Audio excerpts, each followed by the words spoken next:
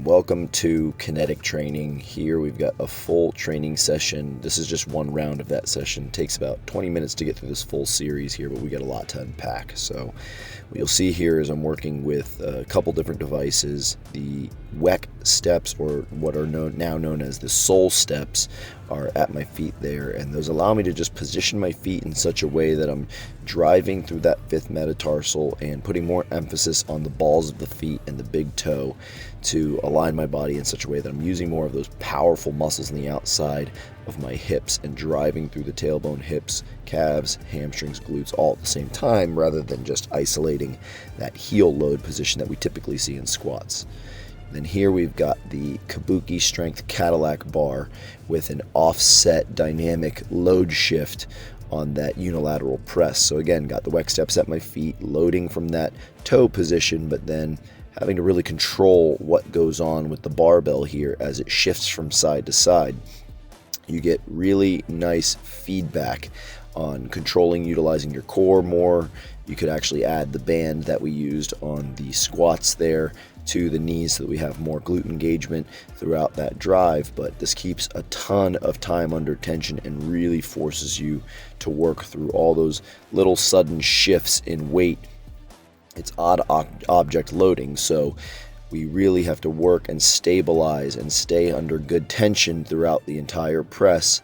As that weight shifts, you can see not every drop is the same. It's not moving at the same speed every time. So almost every rep is unique, and that's a great way to train after you've built some pretty good proficiency in your traditional lifts. This would be something that you can start to add in and incorporate to make your traditional lifts even easier. Here we've got the rapid rings system. There's a super cool system that have a spring-loaded recoil that allows us to just adjust those rings to a certain height much easier than traditional rings. And I'm doing a rapid bounce load to that ring muscle up and slow eccentric ring dip. Just controlling through that weight on the negative, and then what I've got at my feet is known as the air track air spots, and it's basically just a little air-filled trampoline. But this is another great dynamic resistance movement to allow you to develop some of that baseline strength that you would see for something like the ring muscle up as well as the ring dip. And those rings are just shifting and moving all over the place, so that shoulder, chest, the serratus, all are working a lot harder. We've got the Kabuki Strength Trap Bar now, which has an open-ended bag. The bar is very balanced, so no matter which way you're facing with the bar, you're going to have great balance on that lift. But then you'll see I've got the Havoc Triad dumbbells as part of my weights there, and I'm using the Infinity Loops by Sorinex and Inertia Wave and T-Max Inc. to create a rear load in this single leg locomotive deadlift.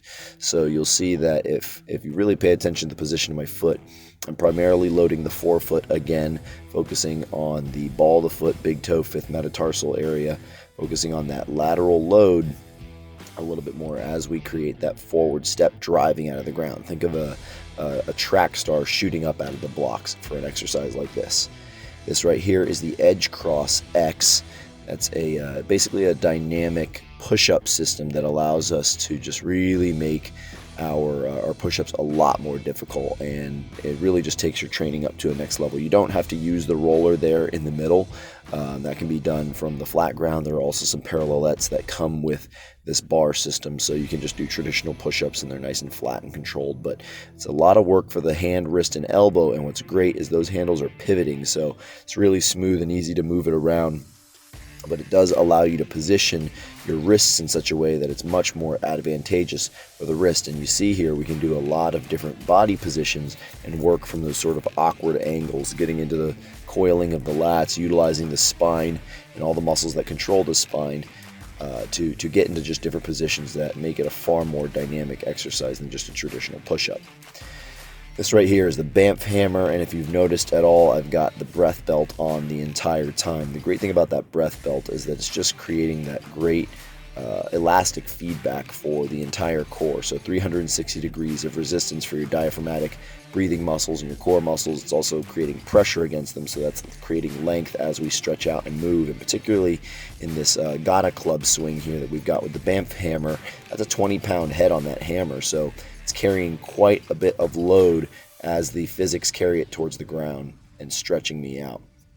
Here we've got the Air Track or Zephyr pad track system. That's a 10-foot pad that just makes impact resistance that much better. It's basically a mobile trampoline, so to speak, but you can do a lot of athletic movements on it, and it just makes your foot and ankle training, your speed training, your plyometric training a lot lower impact, but still high yield. You can still go as intense as you want, and it's just not beating up your joints, man. It's just a lot easier to take that pressure off your joints when you have something soft to land on.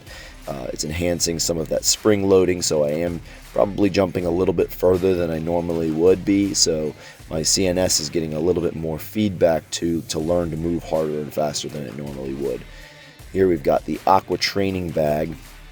Got some customized gloves from pro fighters, and these guys help me out get my own logos on my gloves. But the Aqua Training Bag here has a power sensor attached to it. You won't see that I'm running that sensor right now, but it is giving direct live feedback for each and every punch as I hit the bag. So I'm seeing a power readout for every punch, and it's running a 1-minute round on the timer here, and just working some dynamic movement, getting that heart rate up, getting the body going, and just feeling the impact on the bag. The real trick to hitting the Aqua Training Bag is that it's water filled, so it takes, again, a lot of pressure off the joints, and you can go harder, longer, faster without beating your joints up. But it also gives great feedback from a performance perspective, because you can really learn to throw that hard knockout punch with speed, power, and agility without over committing to these sort of haymaker punches, right? Everyone expects that you're going to swing really hard, swing for the fences and hit, but that's not necessarily the case.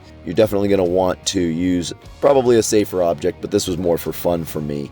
So, just getting into the sort of intentional mentality of weaponizing these movements and thinking about what it would actually look like to use an object as a weapon rather than just a tool from the gym. Say you're using, the steel mace or some kind of other club object to do these functional swinging patterns. If you really pay attention to all that mace work, and same thing as the Banff Hammer, right?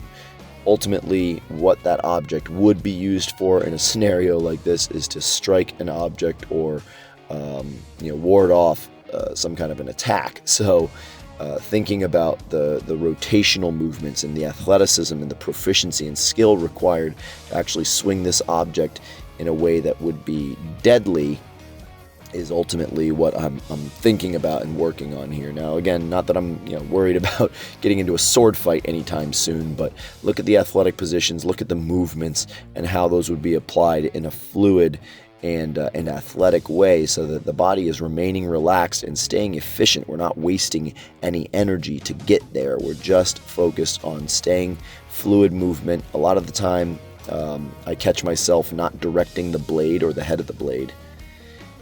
Now here we're just working on some sprints and some light jog outs just to feel what's known as the Wek Method pulsers, the pro pulsers. I've got the 12-ounce pulsers in my hand, so those each are about 12-ounce weights. I have some space inside the hollow body of the pulser, so I can really feel that down, up motion in the arms. Rather than just swinging the arms, we want to coordinate the power and explosiveness of that down-up motion with the arms with those propulsors to emphasize using the down to create more up and create more power. Now you'll notice I get quite a bit of movement in my spine as I run.